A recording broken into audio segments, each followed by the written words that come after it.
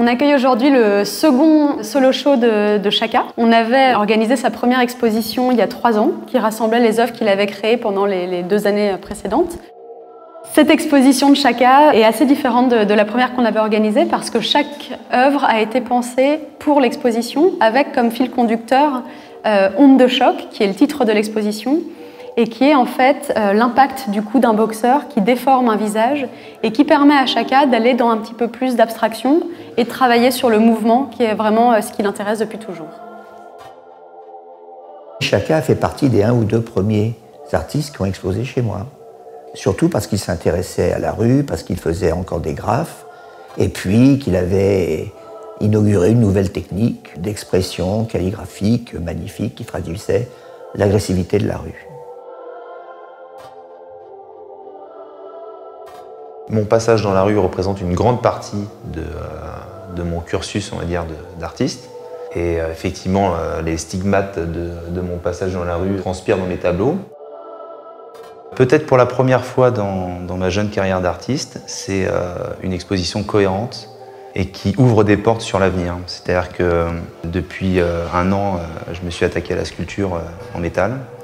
C'est pas l'avenir, mais en tout cas, c'est une porte ouverte sur une façon de faire un petit peu différemment et apporter de nouvelles propositions par rapport à mes recherches sur le volume, la profondeur et puis le déséquilibre.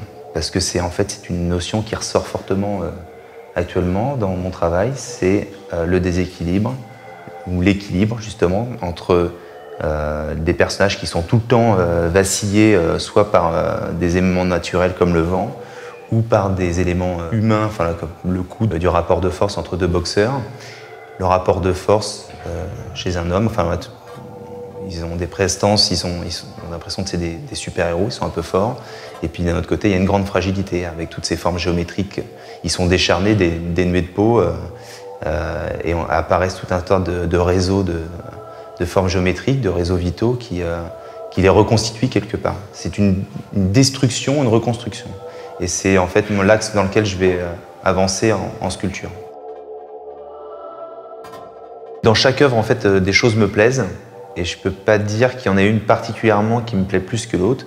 Effectivement, celle qui se trouve derrière moi, comme c'est une scène avec une interaction de personnages, elle raconte peut-être plus de choses. C'est une façon de composer, de montrer des personnages qui interagissent. Et donc, on aborde le sujet différemment.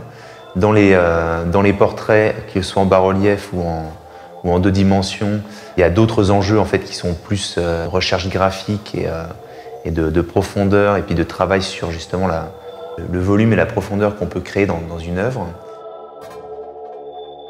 Les boxeurs quand même racontent une histoire, même si juste, ce ne sont pas simplement des portraits. Il y a une vraie interaction forcément avec le spectateur. C'est ce que j'ai toujours aimé faire. Où le corps devient prétexte. Je suis moins là pour travailler son côté formel, mais plus comme un indicateur en fait, de présence, de temps, de mouvement, voilà, qui est traduit par ces formes géométriques.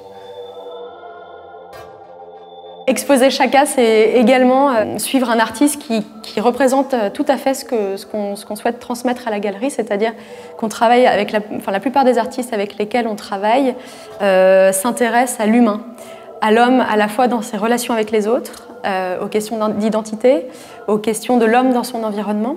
Et l'exposition de Chaka en particulier, en parlant de l'onde de choc, donc du coup du boxeur, pose en fait une question sur nous, sur la violence quotidienne.